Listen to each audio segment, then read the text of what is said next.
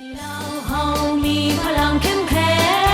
งเฮามีแสงเยืองทางสว่างไสวเฮามีพักนำพาสลาดส่องใสเฮาจึงได้มีวันนี้สัตย์ที่เราเฮามีพลังล้นเหลือเฮาอยู่เหนือความล้าหลังทางปัญญาเฮาเรียนรู้สู่เอาทุกวิชาพัฒนาความเสมอภาคหญิงชายติดพันกับการพัฒนาประเทศชาติสวัสดีท่านผู้ชมที่เคารพและรักแพงทุกท่านขอต้อนรับท่านเข้าสู่รายการแม่หญิงลาวท่านผู้ชมมาพบกันในมื้อนี้ก็อยู่ในระยะที่ทั่วภาคทั่วรัฐทั่วกำลังป้องกันชาติป้องกันความสงบและทั่วปวงชนลาวทั้งชาติชมเชยวันสถาปนาสปป.ลาวครบรอบ50 ปีในวันคล้ายวันเกิดท่านประธานไกรสอนพรหมวิหารครบรอบ105 ปียังมีเนื้อในความหมายและเป็นกระบวนการฟดฟื้นพร้อมเดียวกันนี้สหพันธ์หญิงลาวทุกท่านขอพร้อมจัดตั้งปฏิบัติเผยแพร่ผลสำเร็จของประชุมใหญ่ผู้แทนหญิงลาวทั่วประเทศครั้งที่ 9ด้วยการหันเป็นแผนงานของการของตนให้แท้เหมาะสอดคล้องกับแต่ละของเขตไปพร้อมกับการจัดตั้งปฏิบัติวาระแห่งชาติที่อยู่ในความรับผิดชอบของสหพันธ์หญิงลาวให้สำเร็จตามแผนที่วางไว้ท่านผู้ชมสิทธิ์เป็นเจ้าของประชาชนลาวบรรดาเผ่าแม่นสิทธิ์ดำรงคงตัวและขยายตัวของประชาชนลาวบรรดาเผ่าอยู่ในผืนแผ่นดินอันครบถ้วนของสาธารณรัฐประชาธิปไตยประชาชนลาวตามที่ได้กำหนดไว้ในรัฐธรรมนูญและกฎหมายของสปป.ลาวดังนั้นพวกเราจงพร้อมกันใช้สิทธิ์ของตนในการเลือกตั้งสมาชิกสภาแห่งชาติสุดที่ 10และสภาประชาชนคันแขวงสุดที่ 5ในวันที่ 22 กุมภาพันธ์ 2026ท่านผู้ชมลำดับต่อไปจะนำเสนอข่าวการเคลื่อนไหวของสหพันธ์หญิงลาวเป็นต้นในตอนเช้าวันที่ 22 ธันวาคม 2025กรมจัดตั้งพนักงานศูนย์กลางสหพันธ์หญิงลาวจัดกล่องประชุมผ่านทางคู่มือฝึกอบรมภาวะการเป็นผู้นำสำหรับเพศหญิงที่นครหลวงเวียงจันทน์ให้เกียรติเข้าร่วมเป็นประธานและกล่าวเปิดโดยท่านางอาลีวงศ์นบุญธรรมกรรมการศูนย์กลางพรรคประธานคณะบริหารงานศูนย์กลางสหพันธ์หญิงลาวท่านบักติโยคาดีเลิฟต่างหน้าวงการสหประชาชาติกองทุนสำหรับประชากรประจำสปป.ลาวเข้าร่วมมีท่านรองประธานคณะบริหารงานศูนย์กลางสหพันธ์หญิงลาวต่างหน้าคณะของการกรมศูนย์กลางสหพันธ์หญิงลาวต่างหน้าจากกระทรวงการเงินคณะรับผิดชอบจากองค์การสหประชาชาติกองทุนสำหรับประชากรและพนักงานที่เกี่ยวข้องเข้าร่วมการจัดกองประชุมครั้งนี้เพื่อผ่านทางคู่มือฝึกอบรมภาวะการเป็นผู้นำเพศหญิงซึ่งประกอบมี2ภาคเป็นหัวข้อคือพื้นฐานการเป็นผู้นำการซ่องหารูปแบบการเป็นผู้นำของท่านเองการประเมินและการทบทวนตนเองทักษะในการสื่อสารวิสัยทัศน์การเป็นผู้นำการเป็นผู้นำยุทธศาสตร์การสร้างและนำพาทีมงานการนำพาเพื่อให้เกิดการเปลี่ยนแปลงแผนพัฒนาการเป็นผู้นำหลังจากนั้นผู้เข้าร่วมได้ประกอบความเห็นอย่างคงไปคงมาใส่หางคู่มือฝึกอบรมเพื่อให้มีเนื้อในครบถ้วนสมบูรณ์ก่อนจะหำห้องเป็นปึ้มคู่มือที่สามารถนำใช้จัดตั้งปฏิบัติตัวจริงอย่างเป็นทางการกองประชุมครั้งนี้ได้รับทุนสนับสนุนจากองค์การสหประชาชาติกองทุนสำหรับประชากรในวันที่ 17 ธันวาคม 2025 สหพันธ์แม่หญิงกระทรวงการเงินได้จัดกองประชุมสรุปการจัดตั้งปฏิบัติเวียกงาน 5 ปี 2021-2025 และทิศทางแผนการ 5 ปี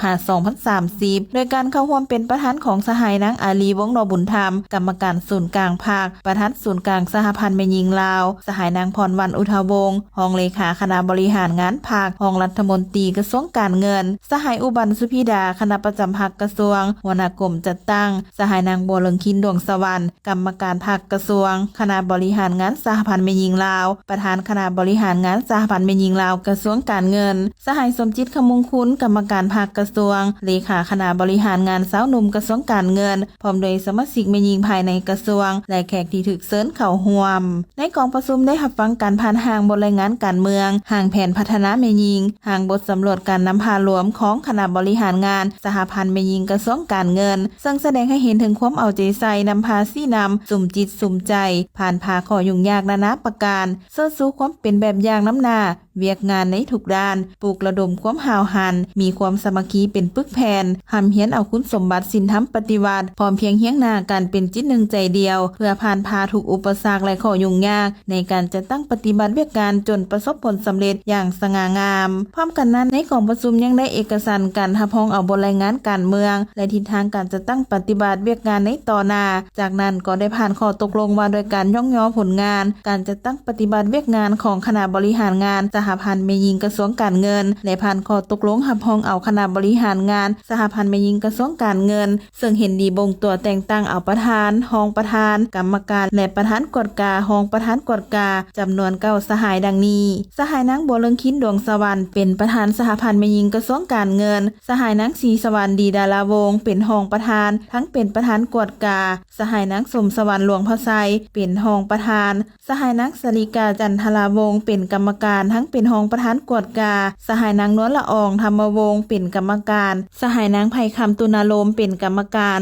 สหายนางแสงอรุณอินมีไซเป็นกรรมการสหายนางบุญสวรรค์วิไลสอนเป็นกรรมการและสหายนางสัญญาคำสอนเป็นกรรมการโอกาสดังกล่าวยังได้รับฟังการโอ้ล้มของสหายนางอาลีวงศ์นอบุญธรรมกรรมการศูนย์กลางภาคประธานศูนย์กลางสหพันธ์แม่หญิงลาวโดยเสนอให้สืบต่อตั้งหน้าในการจัดตั้งปฏิบัติบัตติกองประชุมใหญ่ผู้แทนแม่หญิงทั่วประเทศครั้งที่9การเคลื่อนไหวตามพระราชบทบาทสิทธิและหน้าที่ของสหพันธ์แม่หญิงอย่างตั้งหน้าโดยการดำเนินชีวิตการเมืองและสร้างขบวนการเคลื่อนไหวอย่างเป็นปกติเพื่อยกสูงความสามัคคีหักแพงทั้งภายในและภายนอกจากนั้นก็ได้รับฟังการประกอบคำเห็นจากสหายนางพรวรรณอุทวงศ์รองเลขาคณะบริหารงานภาคกระทรวงรองรัฐมนตรีกระทรวงการเงินเพื่อเป็นการยั่งยืนถึงการนำพาสีนำของคณะภาคคณะบริหารงานสหพันธ์แม่หญิงกระทรวงให้มีความเข้มแข็งและจะตั้งปฏิบัติหน้าที่การเมืองเวียกงานวิสาเฉพาะที่คันถึงมอบหมายให้สำเร็จเป็นอย่างดีพร้อมทั้งเสนอให้คณะบริหารงานสหพันธ์แม่หญิงกระทรวงการเงิน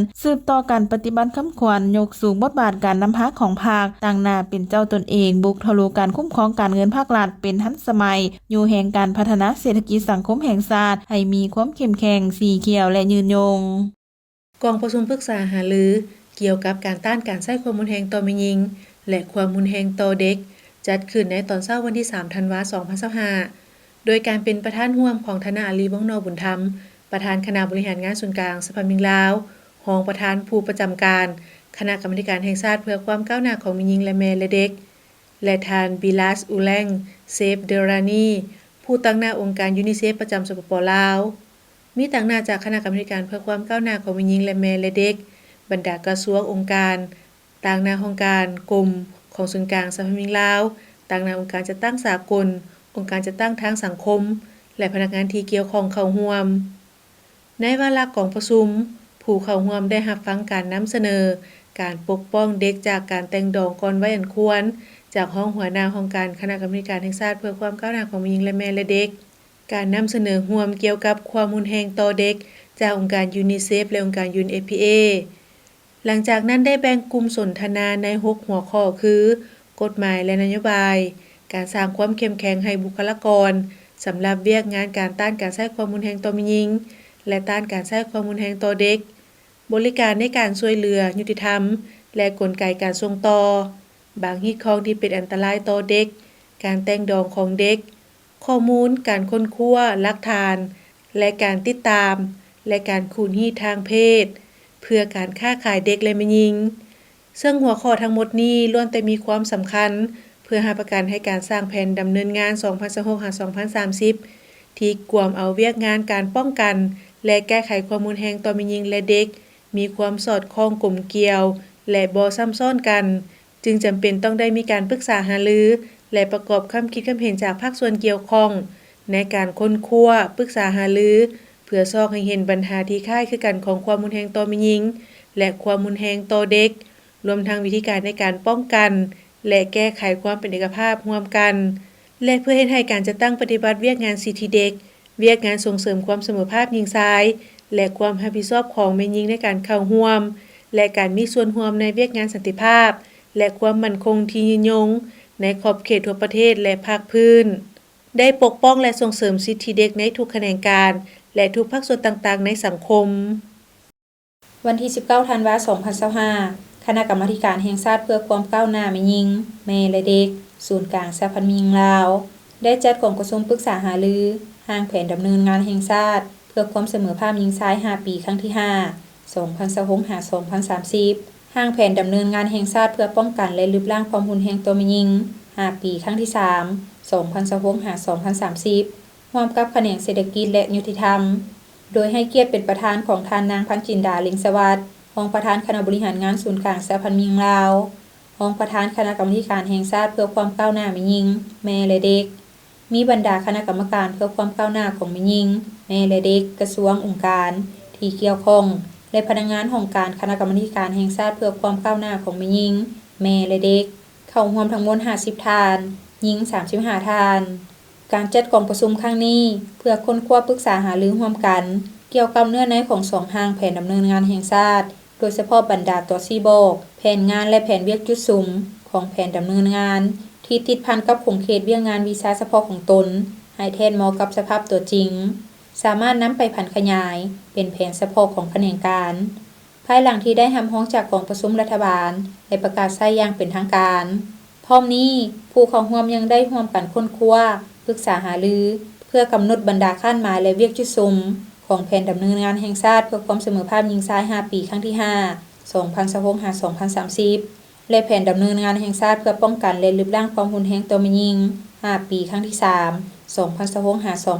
2026-2030 โดยเน้นใส่การสร้างความก้าวหน้าให้แม่หญิงส่งเสริมความเสมอภาคระหว่างหญิงชายทุกด้าน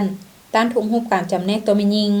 ลดพรและป้องกันการใช้ความรุนแรงต่อแม่หญิงและเด็กในครอบครัวและสังคมที่ท่านรับชมผ่านไปนั่นก็แม่นข่าวการเคลื่อนไหวของสหพันธ์หญิงลาวท่านผู้ชมจากนี้พักผ่อนกันก่อนแล้วจึงกลับเข้ามาในระยะถัดไปของทางรายการการใช้ความรุนแรงต่อแม่หญิงบ่แม่นปัญหาเล็กน้อยแต่เป็นสิ่งที่ทุกคนควรแก้ไขมันแม่นปัญหาของสังคมบ่แม่นปัญหาของบุคคลร่วมแรงร่วมใจแก้ไขทุกรูปแบบการใช้ความรุนแรงต่อแม่หญิงความรุนแรงต่อแม่หญิงสามารถเกิดขึ้นได้ทุกบอนทุกเวลาและกับทุกๆคนในสังคมบ่ว่าจะเป็นคนหังคนทุกข์การศึกษาสูงหรือต่ำทุกสาขาวิชาอาชีพความรุนแรงต่อแม่หญิงมี4ประเภทดังนี้ความรุนแรงต่อร่างกายความรุนแรงต่อจิตใจความรุนแรงทางเพศความรุนแรงต่อทรัพย์สินหรือเศรษฐกิจถ้าท่านพบเห็นภัยที่ต้องการความช่วยเหลือท่านสามารถรายงานต่อบรรดาการจัดตั้งที่เกี่ยวข้องอิงตามมาตรฐานการดำเนินงานการปกป้องและการบริการช่วยเหลือทางด้านสังคมแก่แม่หญิงและเด็กหญิงที่ถูกความรุนแรงในสปป.ลาวการปกป้องและการช่วยเหลืออันจำเป็นแก่ผู้ถูกก่อร้ายประกอบมี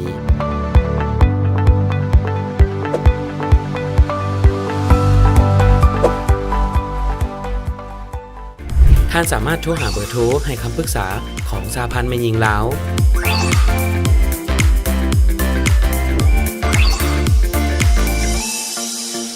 และสายด่วนศูนย์กลางสหพันธ์แม่หญิงลาว1362นับแต่ปี 2003 เป็นต้นมากองทุนลดพรความทุกข์ยากได้เฮ็ดหน้าที่ในการแก้ไขความทุกข์ยากอยู่เขตชนบทห่างไกลซอกลีกโดยเฉพาะแม่นเอาใจใส่ส่งเสริมสิเสมอภาพระหว่างหญิงชายและการมีส่วนร่วมของกลุ่มผู้ด้อยโอกาสในเวียกงานพัฒนาและแก้ไขความทุกข์ยากในชุมชนของเขาเจ้าเองเนื่องจากว่าแม่หญิงแม่นผู้ที่มีความเข้าใจ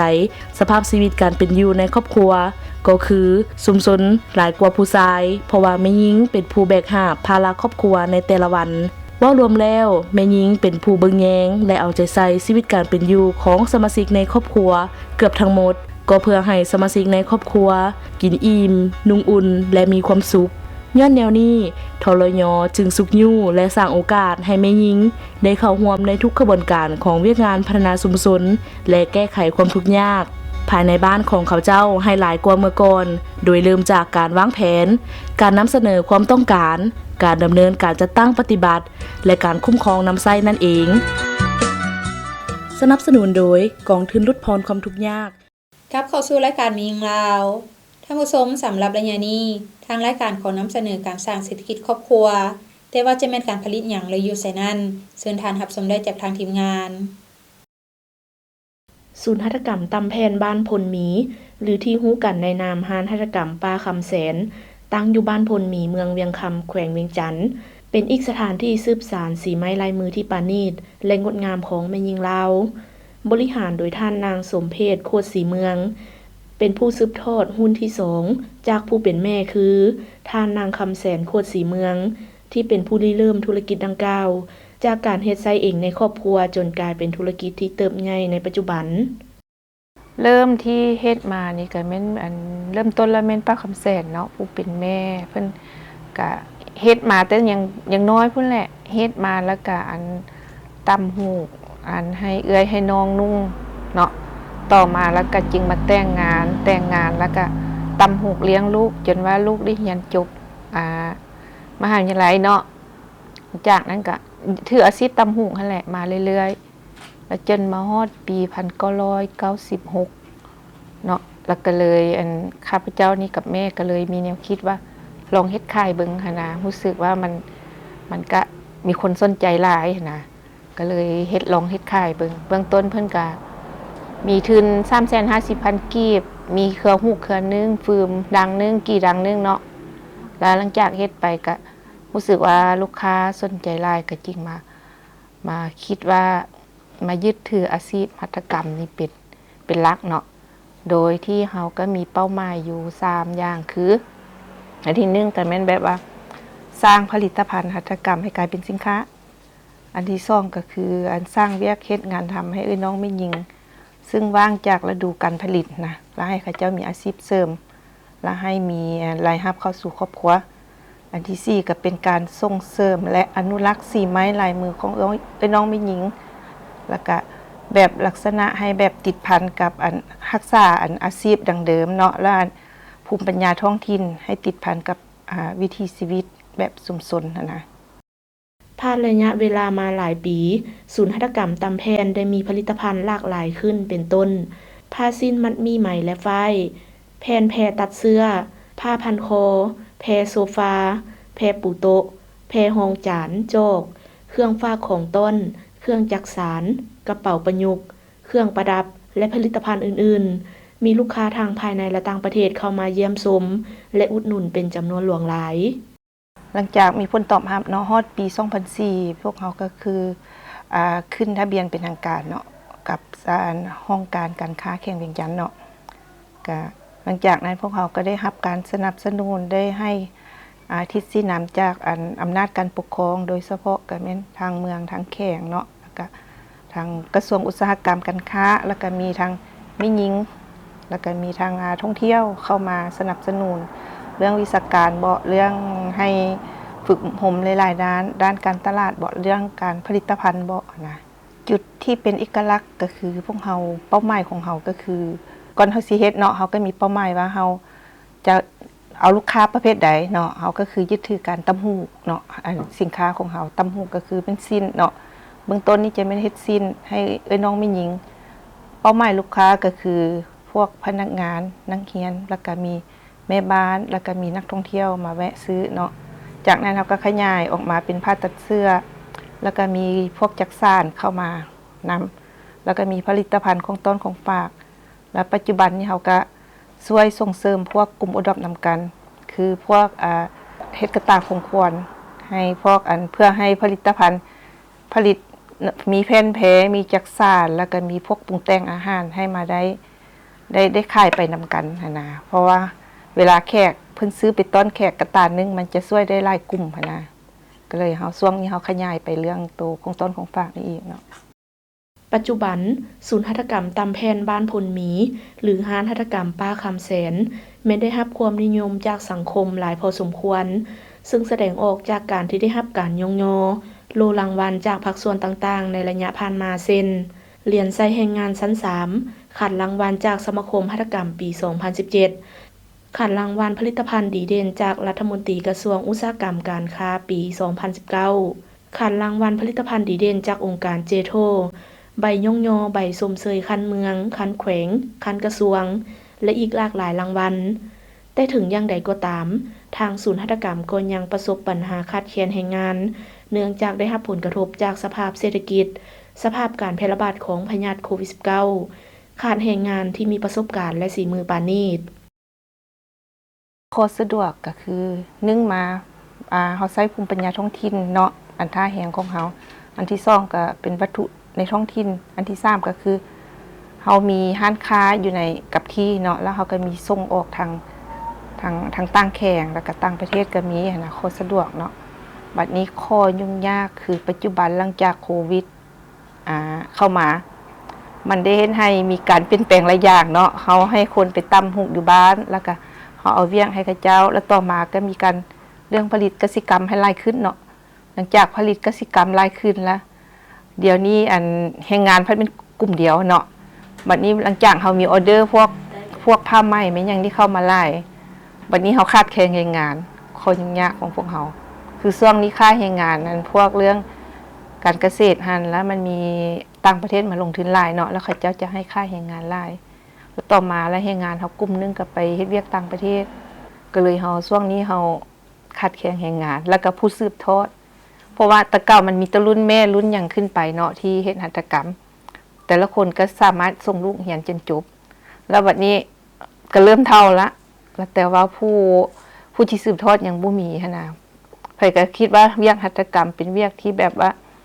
บ่มีหน้ามีตาเส้นเท่าไปเนาะแล้วคนรุ่นใหม่บ่ค่อยสนใจปานใดแล้วมันเพราะว่ามันได้ใช้ความอดทนหลายนะตัวนี้นะเจ้าก็มีวางทิศทางคือก็สิมีแผนฝึกอบรมเกี่ยวกับเรื่องฝึกอบรมเรื่องวิชาการให้สมาชิกเนาะเพราะว่าก็กำลังขอเขียนแผนเพิ่นอยู่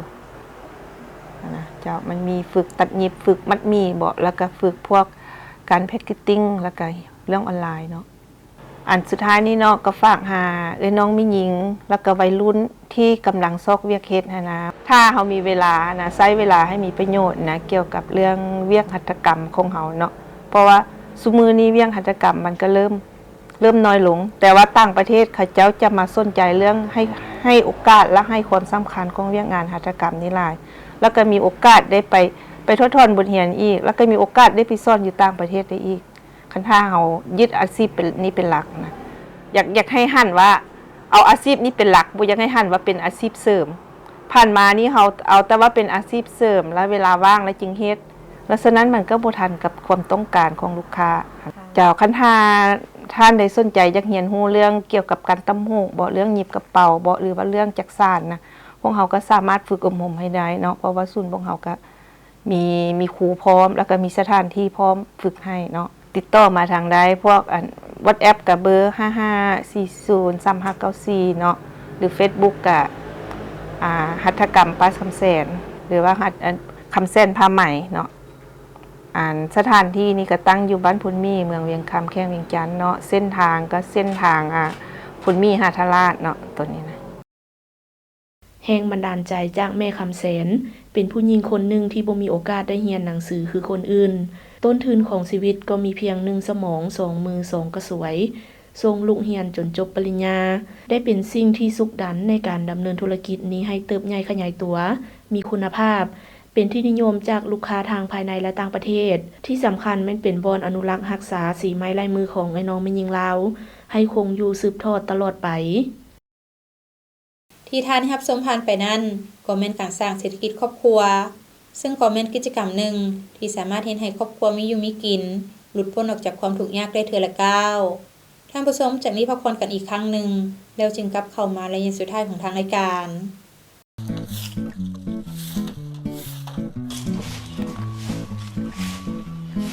สบายดีพ่อตู้โอ้สบายดีเป็นอะไรร้านไปโรงเรียนได้เรียนหยังได้แล้วมื้อนี้หลานได้เรียนวิชาโลกอำตัวสาวครูเว้าเรื่องหาปอสู่ฟังพ่อตู้ฮู้บ่หาปอมีหยังเด้ก็ฮู้แท้ละเนาะหาปอละละคันฮู้ก็เว้าให้หลานฟังเบิ่งดูว่ามีปอหยังเด้ก็มีป.1 ฮอดป.5 ที่หลานเรียนหั่นตะว่าสิว่าหยังหาปอพ่อตู้แฮ่งฮู้ฮอดปอที่6พุ่น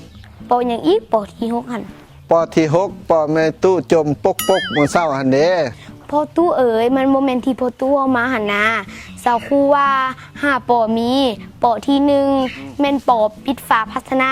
ที่เก็บน้ำในเฮือนบ่ให้มียุงลายเข้าไปไข่ใส่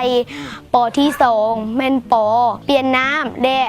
พัดถูภาชนะเส้นเตาดอกไม้น้ำห้องตีนตู้แถ ฐานห้องโจกน้ำปอที่3แม่นปอปล่อยปลาหางนกยุงเพื่อไปกินนอนน้ำปอที่4แม่นปอปรับปรุงโบให้น้ำค้างขังกระโปะกระป๋องอย่างตีรถเก่าปอที่5แม่นปอปฏิบัติเป็นประจำทุกๆอาทิตย์ โอ้แม่นหวะพอตู้บ่ฮู้เด้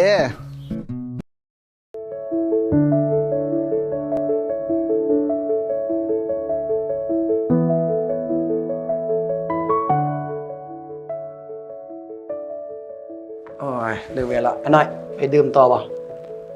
ไปนั่งดื่มต่อจักหน่อยบ่ ออกไปซะอีก บนเก่าหั่นล่ะบนเก่าเมื่อวานนี้ล่ะ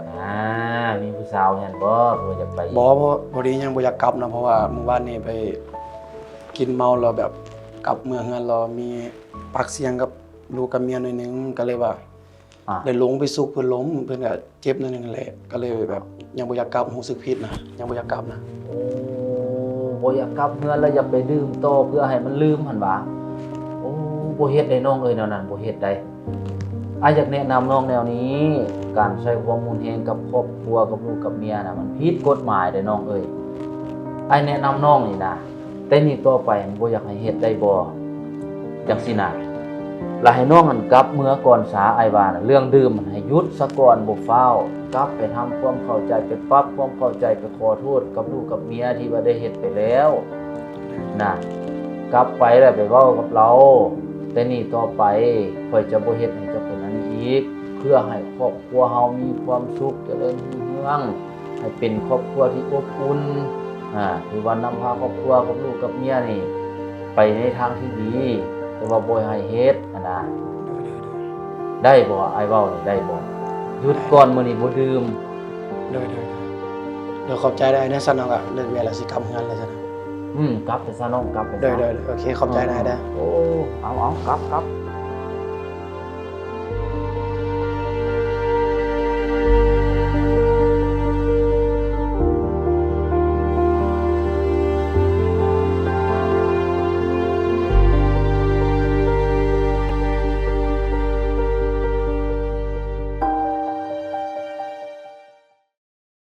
เข้าสู่ระยะสุดท้ายของทางรายการ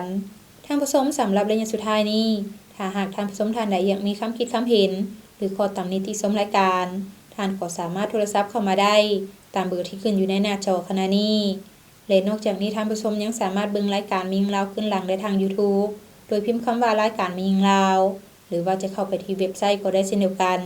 ที่ www.lawwomenunion.org.la ท่านผู้ชมยาเสพติดเป็นอันตรายต่อสุขภาพและอนาคตของคนหุ่นนมที่เป็นหุ่นสืบทอดที่เป็นกำลังแห่งสำคัญ